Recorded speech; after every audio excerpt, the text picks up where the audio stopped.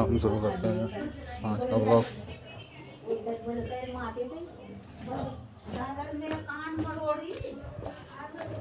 Hello guys, शुरू करते हैं आज का ब्लॉग। आज जागरण था हमारे वहाँ। कल हमने आपको दिखाया था पार्ट 1, आज जागरण का पार्ट 2 है। हमने आपको बोला था कि पार्ट 1 के बाद पार्ट 2 आएगा क्योंकि ये काफ़ी बड़ी वीडियो थी जो हमने क्रिएट की थी, जो एक पार्ट में नहीं आ रही थी, तो इसके लिए हमें एक पार्ट और बनाना पड़ा, पार्ट 2, जिसमें हम माता पार्वती और पिता शिव जी का नृत्य दिखाएंगे। और भी कलाकार हैं जिन्होंने जागरण में भाग लिया है और अपने नृत्य को दिखाया है, जिसमें से अभी राधा रानी का आपने देखा था पार्ट 1 में। अब पार्वती माता का पार्ट 2 में देखिए। और इस पार्वती माता के साथ भोलेनाथ होंगे और भोलेनाथ के गाने बहुत और डांस बहुत ही फेमस है, डीजे डांस और गाने भी जागरण के बहुत। भगवान भोलेनाथ के गाने आपको पता ही है, फेमस ही चल रहे हैं, नंबर 1 पे ही चलते हैं भक्ति गानों में। तो वही गाना चल रहा है पार्वती का कि वो शंभुनाथ जी, भोलेनाथ जी। अब भोलेनाथ आएंगे और फिर नृत्य करेंगे। ये हमारा जागरण बहुत बेहतरीन तरीके से हुआ था, अच्छा था जागरण।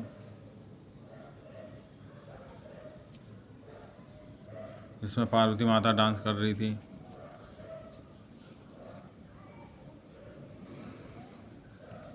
इतना सुंदर नृत्य हमने कभी देखा नहीं था, तो हमने जागरण में देखा। राधा रानी का नृत्य, माता पार्वती का नृत्य, पिता विष्णुवान, श्री कृष्ण विष्णुवान नारायण एक ही नाम है, राम। और हमने शिव जी का अब नृत्य देखेंगे गाइस, भोलेनाथ जी, शंभुनाथ जी उस गाने पे। ये आगे भोलेनाथ जी त्रिशूल को हाथ में लेते हुए और डमरू दूसरे हाथ में लेते हुए, महादेव लिखा हुआ उनके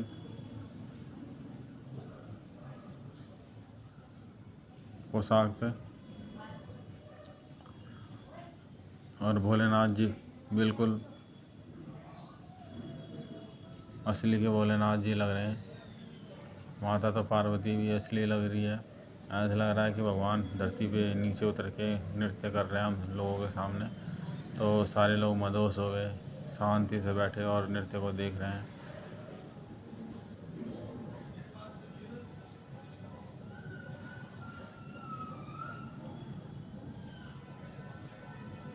और गाना चल चुका है डीजे वाला, शंभुनाथ जी, भोलेनाथ जी, ओ मेरे नाथ जी, शंभुनाथ जी, भोलेनाथ जी, ओ शंभुनाथ जी।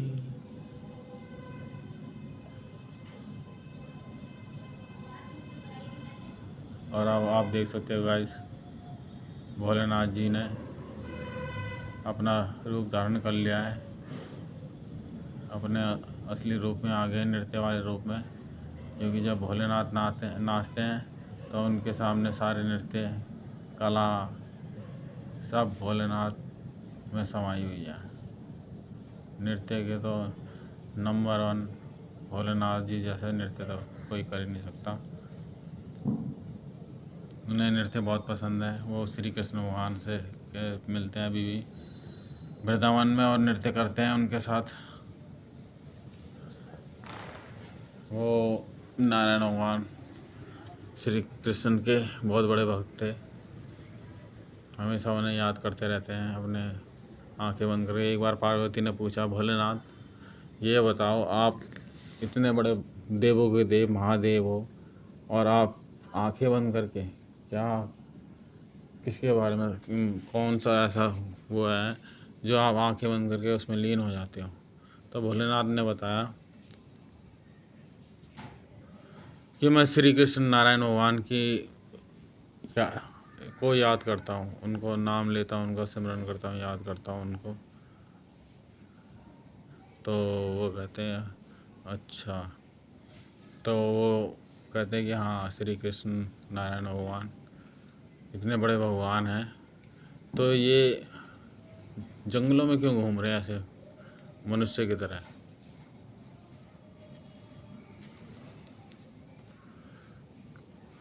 तब शिव जी ने उन्हें कहानी बताई थी, बट वो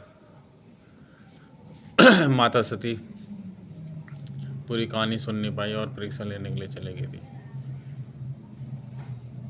जब माता सती चलेगी तो उसके बाद फिर पार्वती आई शिव जी के संसार में। वही माता सती थी जो पार्वती के रूप धारण करके आई, क्योंकि उस रूप में शिव जी पसंद नहीं कर रहे थे, तो फिर माता ने दूसरा रूप धारण करा पार्वती के रूप में और शिव जी के साथ शादी करी। पुत्र हुए उनके श्री गणेश, कार्तिकेय। और गाइस हमने बोला था ना शिव जी जैसे कोई डांस नहीं कर सकता, तो आप देख सकते हो उनके नृत्य, उनके जैसे नृत्य कलाकार तो कोई आज तक हुआ ही नहीं, बस नारायण को छोड़ के।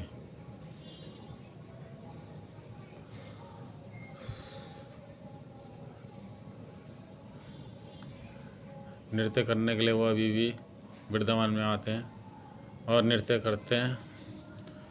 जो भी भक्त है होता है उनका, वो ज़रूर जाता है, मगर अगर वो सच्चे मन से याद करे तो भोलेनाथ तो वैसे ही मिल जाते हैं। उन्हें वृंदावन में जाने की ज़रूरत नहीं है भोलेनाथ को ढूंढने के लिए। जो भोलेनाथ का भक्त होगा उन्हें भोलेनाथ अपने आप ही मिल जाते हैं और उनकी सारी दुख दूर कर देते हैं। ये भोलेनाथ का जादू है, ये भोलेनाथ की भक्ति है, ये भोलेनाथ की शक्ति है। हर हर महादेव, जय शिव शंभु, जय भोलेनाथ, हर हर महादेव। ओम नमः शिवाय, ओम नमः शिवाय, ओम नमः शिवाय। जय भोलेनाथ, जय शिव शंभु, हर हर महादेव, हर हर महादेव। महादेव की जब जटाएं होती है इतनी बड़ी बड़ी, वो अपनी जटाओं को से सारी पानी को रोक लेती है, मतलब गंगा को अपनी जटाओं में उन्होंने धारण कर रखा है। इतनी बड़ी जटाएं उनकी, अगर वो अपनी जटाएं भी खोल दें तो ये आधी दुनिया तो वैसे ही ख़त्म हो जाएगी।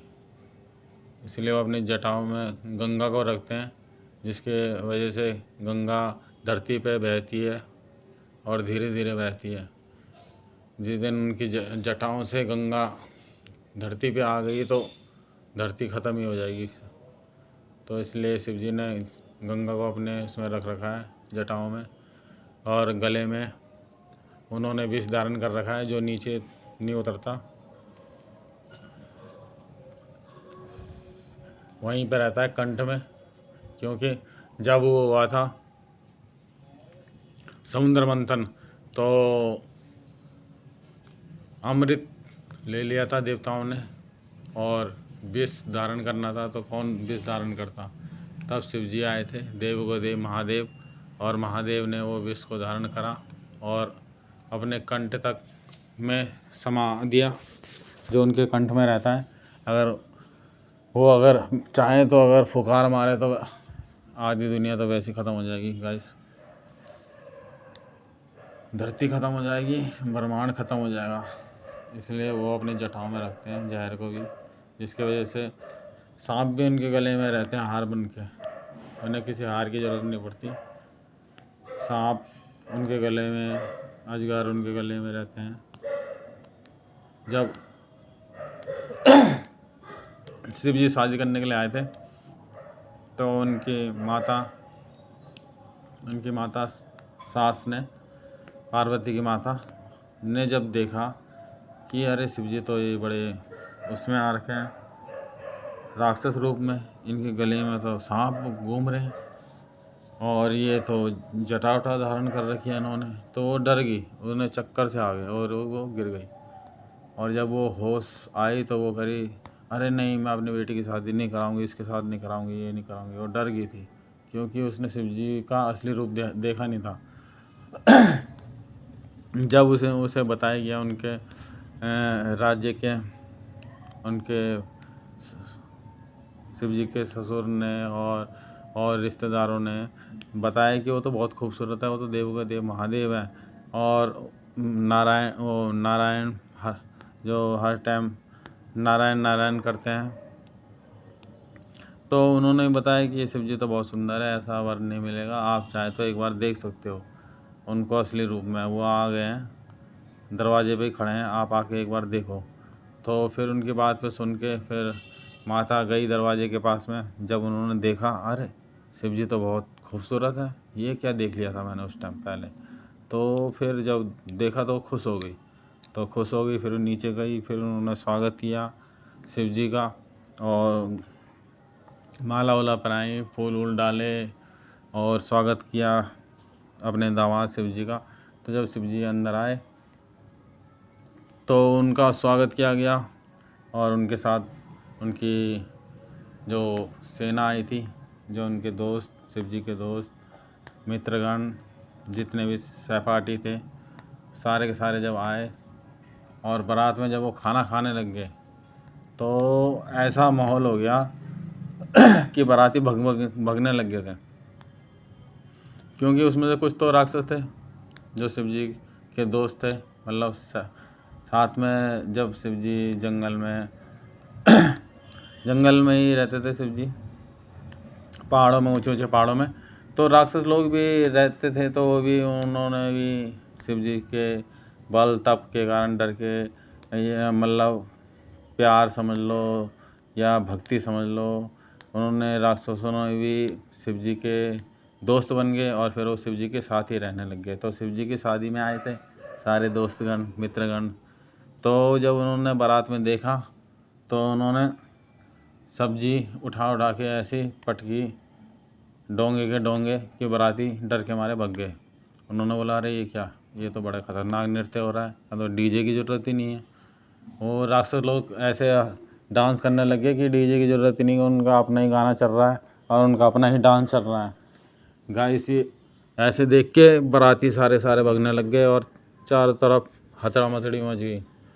और इसे देख के जितने भी वो और थे रिश्तेदार, वो भी डरने लग गए। वो कह रहे, ये कैसी वो है, ऐसी वो तो बाराती तो हमने देखे नहीं आज तक। कुल मिला के पूरा एंटरटेनमेंट था भोलेनाथ की शादी में, शिव जी की शादी में, जो सबसे पहली शादी थी देवों में, महादेवों में। शिव जी महादेव थे, तो महादेव की जो शादी थी वो सबसे पहली शादी थी, जो बहुत ही एक परिवार वालों के लिए होती है। जो परिवार वाले मतलब